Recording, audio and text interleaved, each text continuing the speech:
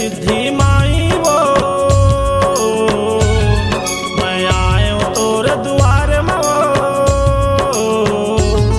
मोर संधि के सिद्धि माई वो मैं आयो तोर द्वार में बोल देह चदाई सुंदर बेटी एक पुकार मवो बोल देह चदाई सुंदर बेटी एक पुकार मवो मोर संधि के सिद्धि माई वो मैं आयो तोर द्वार में मोर संधि के सिद्धि माई वो मैं आयो तोर द्वार में बोल देह चदाई सुंदर बेटी एक पुकार मवो बोल देह चदाई सुंदर बेटी एक पुकार मवो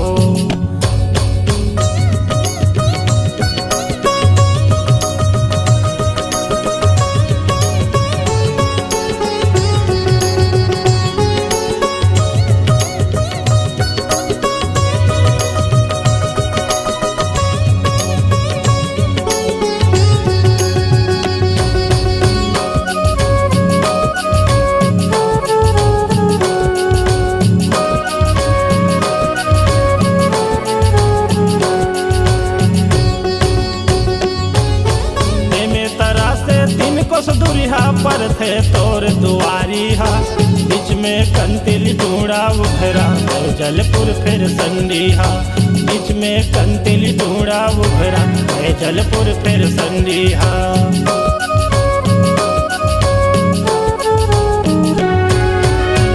तरह से तीन कोस दुरिहा पर थे तोर दुआरी हा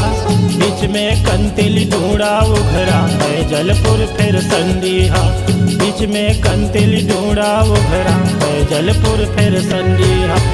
गमलिए बीच खार मवो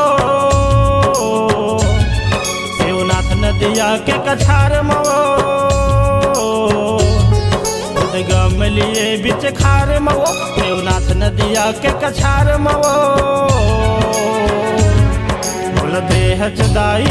सुंदर बेटी एक पुकार मवो बोल देह चदाई सुंदर बेटी एक पुकार मवो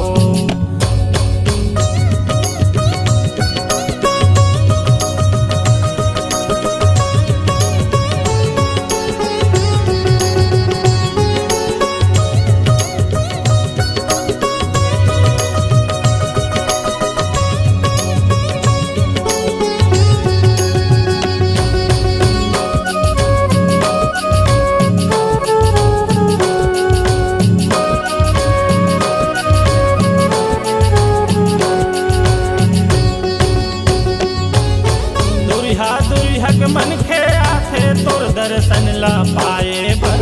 तोर चरण माँ माथे नवाथे मन के मनौती मनाए बर तोर चरण माँ माथे नवाथे मन के मनौती मनाए बर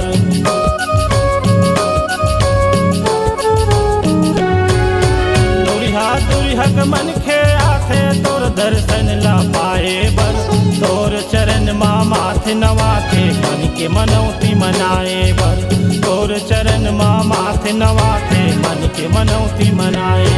माता बैठे 16 सिंगार मवो सद रखबे मया दुलार लवो माता बैठे 16 सिंगार मवो सद रखबे मया दुलार लवो बोल देह चदाई सुंदर बेटी एक पुकार मवो बोल देह चदाई सुंदर बेटी एक पुकार मवो मोर मोर संडी के सिद्धि माई वो मैं आयो तोर द्वार मो मोर संडी के सिद्धि माई वो मैं आयो तोर द्वार मो बोल देह दाई सुंदर बेटी एक पुकार मवो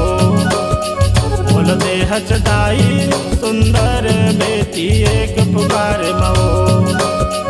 बोल देह दाई सुंदर बेटी एक पुकार मवो बोल देह दाई